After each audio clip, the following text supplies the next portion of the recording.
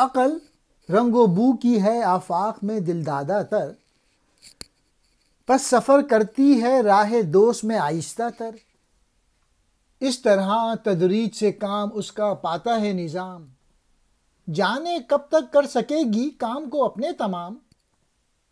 اس سے نا آشنا لاریب سال و ماہ سے، بے خبر ہے دیر و زود و نزد و دور راہ سے۔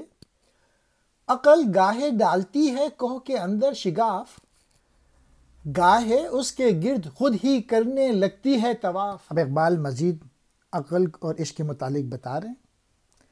عقل چونکہ رنگ و بو یعنی اس مادی دنیا میں زیادہ الجھتی رہتی ہے، اس لیے دوست کے راستے میں آہستہ چلتی ہے، یعنی وہ مظاہر فطرت میں موجود محبوب حقیقی کے جلوے کا نظارہ کرنے کی ہمت سے محروم ہے، اس لیے وہ ظاہر پر ہی نظر رکھتی ہے۔ اس کا کام تدریج سے نظام پاتا ہے، معلوم نہیں اس کا کام انجام کو کیوں کر پہنچے گا۔ گویا منزل دوست کی طرف وہ درجہ بدرجہ یا آہستہ آہستہ بڑھتی ہے، اس صورت میں وہ اس منزل تک کیوں کر پہنچے گی، یعنی نہیں پہنچے گی۔ علامہ اقبال نے ہمیشہ عشق کو عقل پہ افضلیت دی ہے، جبکہ عقل کے مقابلے میں عشق سال و ماہ کو نہیں جانتا۔